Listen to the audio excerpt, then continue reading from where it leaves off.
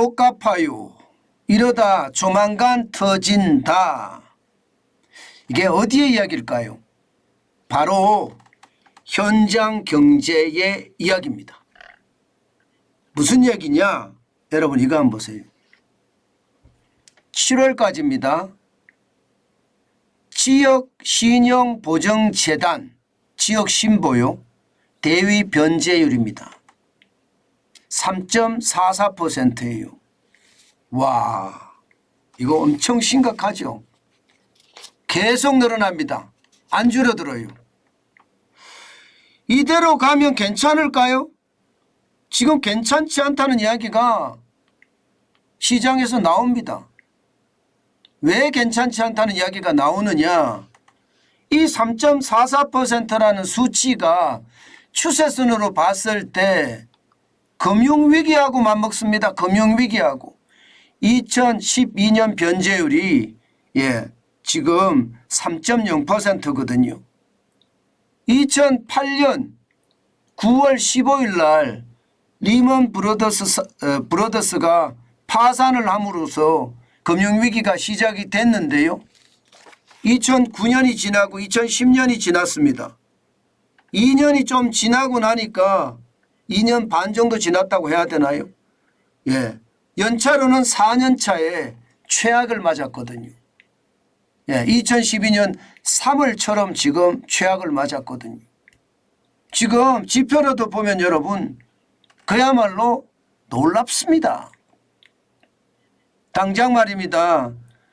금융위기 이후 대위 변제율 3.0보다가 0.44포인트가 높은 것도 그렇지만 2018년 3,849억이 지금 말입니다. 2023년 7월 현재 9,037억 원입니다. 와, 충격적이지 않으세요? 지금 이대로 가면 말입니다. 이대로 가면 1조가 훨씬 넘었을 거라고 예상합니다. 1조. 지금 말입니다. 2019년 4,529억 원. 그죠? 2021년 4,303억 원이에요. 작년에도 5,076억 원입니다. 올해는 폭증합니다. 이게 지역신용보증재단이라는 게 여러분도 알다시피 자영업자들 보증을 서주는 기관이에요. 자영업자들은 사실 담보가 그렇게 넉넉하지 못하잖아요. 그러면 지역신용보증재단을 찾아갑니다. 전국에 17개가 있습니다. 전국에 17개가. 그 찾아가면 쉽게 말하면 신용보증을 대신해 줍니다. 그리고 신용보증을 받아서 일금융권에 가서 자영업자들은 대출을 받거든요. 그런데 대출을 받는데 이게 지금 충격적인 수치까지 올라갔다는 거예요. 이 말은 바닥이 최악이란 뜻입니다. 제가 여러분들에게 계속 말씀드리는 자영업자나 소상공인 현장 경제가 경제의 바로미터다. 제가 그렇게 말씀을 드렸습니다. 저는 실질적으로 현장 경제를 중심으로 우리 경제를 보는 게 제가 가장 잘하는 일이고요.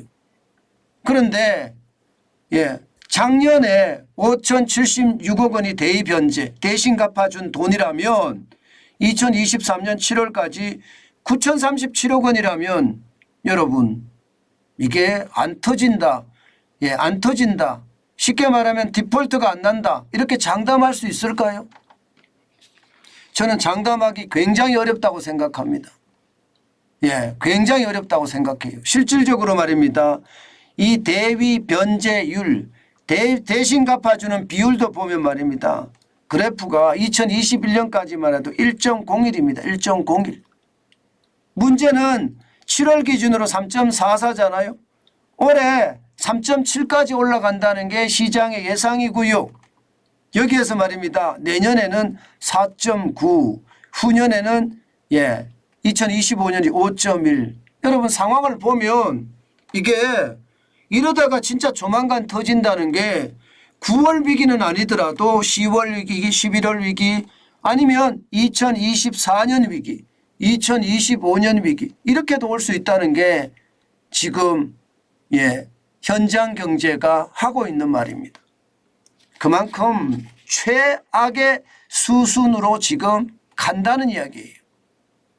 그런데 진짜 심각한 것은요. 진짜 심각한 것은 지금 현재 말입니다. 이렇게 대위 변제를 많이 해주잖아요. 그러면 현재 어려운 자영업자들, 소상공인들, 소기업들 보증을 받을 데가 없다는 거예요. 무슨 이야기냐? 아니 신용보증재단이라는 게 기본적으로 이게 예보율을 받아서 지금 운영을 하거든요. 예를 들어서 말입니다. 법정 출연율이라는 게 있습니다. 예를 들어서 지금 신용보증기금에는 0.225%를 하고요. 기술보증기금에는 0.135%를 합니다. 지역신보는 0.04%거든요. 그런데 이게 고갈이 돼요. 고갈이 되면 여러분 자영업자들 어디 가서 돈을 받을 수 있으며 여러분 상황이 얼마나 나빠질까요? 지금 보면 말입니다. 소상공인 자영업자는 정부 정책에 기대는 사람들이 55.4%예요. 정부 정책. 쉽게 말하면 정부가 직접 대출해 주는 것도 있겠지만 대부분이 말입니다. 신용보증재단 혹은 신용보증기금 뭐 이런 데서 지금 대부분 대출을 받는다고 이야기할 수 있거든요. 뭐 신용보증기금은 법인이라고 쳤을 때 실제 자영업자들은 신용보증재단을 통해서 많이 받습니다. 그런데 여러분 상황이 어떻습니까? 최악이죠. 정부 정책자금을 55.4% 받고 1금융권이 15%, 2금융권이 11%, 친인척이 7.5%고요. 카드 대출이 6.7%, 대부업에서 빌리는 사람 1.1%입니다. 사채까지 포함해서 말입니다. 그러면 여러분 지금 자영업자들은 이제 신용보증을 통한 쉽게 말하면 자금을 조달할 수도 없다는 이야기가 돼요. 와, 이러면 여러분 최악에 빠집니다. 이게 자금난이라는 게 기업에서는 뭐 장사하는 사람들이죠. 장사하는 사람들에서는 최선이거든요. 자금이 잘 돌아야지 잘 되는데 자금이 안 돌면요. 안 그래도 어려운 경영 환경에 지금 최악으로 간다 이렇게 이야기할 수가 있는 거죠. 충분히 그렇게 될 가능성 저는 높다고 봅니다. 그런데 여러분 제가 이러다 조만간 터진다 이렇게 말씀을 드리잖아요. 그 이유가 뭔지 아세요? 지역 보정 잔액이 큽니다. 2022년 기준만 하더라도 46조 2천억 원입니다. 굉장하죠? 굉장합니다. 46조 2천억 원이면 2023년에 지금 이 금액이 뭐 계속해서 늘어나지는 않을 거예요. 중단이 될 거예요. 왜? 보증할 수 있는 금액이 다 떨어져서. 그렇게 되면 여러분 지금 중소벤처기업부에서는 법정 요율을 이게 좀 더 올리겠다 하거든. 0.04를 0.1까지 올리겠다. 신용보증기금은 0.225%고 기술보증기금은 0.135%인데 지역신보는 너무 적지 않느냐. 그래서 이거 좀 올려야 되겠다. 그렇지만 은행들은 아니 이거 올리면 안 된다. 출연료율을 안 그래도 지금 내는 게 많은데 왜 올리느냐. 이렇게 서로 티격태격을 하고 있는 상태입니다. 그러면 여러분 이게 당장 늘어날 것 같지는 않죠. 이게 서로 이해관계가 맞지 않다면요 오래 갈 거예요. 그렇다고 생각을 해보세요. 그러면 지금 현장 경제는 어렵다 이야기가 계속 나오고 있었죠. 여기다가 정부를 통해서 55%가 넘는 사람들이 정책자금을 받아서 버텨왔습니다. 그런데 이마저도 고갈. 그러면 지금 있는 어려운 자영업자들, 소상공인들은 어떻게 될까요? 그리고 46조 2천억 원이 되는 이 자금은 어떻게 갚을 수 있을까요? 진짜 줄줄이 무너진다는 이야기가 나올 수밖에 없는 이유입니다. 지금 2017년에는요. 19조 2천억밖에 안 됐거든요. 이것이 2022년에 46조 2천억까지 올라가서요. 예, 실제로 말입니다. 5년 만에 140.6%가 늘어났습니다. 27조 원이 늘어났으니까. 엄청나죠. 이게 안 터진다고 이야기하면 예, 지금 거짓말이다. 뭐 이런 이야기까지 나올 정도입니다. 야, 진짜 심각하죠. 예, 이대로는요 도저히 예, 한계 상황에 부딪혀서 버티지 못한다 이런 얘기가 나옵니다. 실제로 PC방 하시는 분들 이야기를 들어보면요. 담보 없이 일거민권에서 돈을 안 빌려주기 때문에 지역신보가 보증해 주는 게 절대적이다. 그런데 안 빌려준다 그러면 우리는 어떡하냐. 이렇게 아예 PC방 하시는 분들도 이야기합니다. 안 그래도 지금 고금리 고물가 경기 침체 때문에 2중고 3중고 4중고 5중고를 겪고 있는 게 현장 경제인데 현장이 이렇게 무너진다는 것은 결국 말입니다. 최악의 상태로 몰려가는 것은 아닌가 그런 이야기를 하고 있습니다. 저는 여러분 시장의 지표 중에서 현장의 지표를 제일 중요하게 보거든요. 그런데 현장의 지표가 이 정도까지 나쁘면 야 심각하다. 저는 그렇게밖에 말씀 못 드릴 것 같습니다. 그만큼 말입니다. 거시경제도 중요한데요. 미시경제인 현장이 돌아가는 것도 굉장히 중요하다는 거예요. 지금 자영업자들 하나같이 이야기하는 게요. 벌어도 남는 게 없다요. 장사가 잘 돼도 남는 게 없다요. 장사가 안 되는 사람들도 지금 골목상권에는 부지기수인데 장사가 잘 돼도 남는 게 없다고 이야기할 정도면 인건비니 원재료비니 공과금이니 안 올란 게 없다는 거거든요. 월세까지 말입니다. 결국 말입니다. 빚으로 버텨왔는데 이제 빚마저도 이게 제대로 예, 이게 지불되지 못한다는 것. 예, 저는 빚이라도 예, 빌려줄 수 있어야 된다고 생각하거든요. 그렇지 않으면 진짜 최악을 경험하게 될 겁니다. 그만큼 말입니다. 조만간 터진다는 이야기가 이게 거짓말이 아니에요. 예, 저는 굉장히 어려워지는 게 현실이다. 예, 그 말씀 꼭 드리고 싶습니다.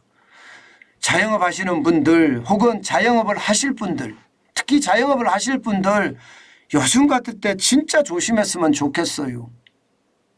지금 노는이 창업한다고 예, 실제로 창업하는 사람들이 많습니다. 그냥 노세요. 노는이 창업한다고가 아니라 노는이 창업하면 있는 것까지 다 거들냅니다. 지금 예상만큼 장사 안 됩니다. 벌어도 남는 게 없습니다. 인건비 난리도 아니에요. 제가 있는 이곳 서울 문정동 법조타운이거든요. 한 10평이 좀 넘는 가게가 호기롭게 카페를 창업을 하더라고요. 쉽게 말하면 커피예요. 종업원을 4사람을 딱 두고 사장인 듯한 분이 예, 테이블 하나에 앉아서 이렇게 뭘 만지고 있더라고요. 광고를 하거나 홍보를 하는 거겠죠. 그런데 일주일이 지나고 2주일이 지나고 지금 한 달쯤 지났습니다. 그 직원이 1명으로 줄었어요. 그 직원이. 그게 현실입니다. 처음에는 가격을 싸게 해주고 앞에서 이벤트도 하잖아요.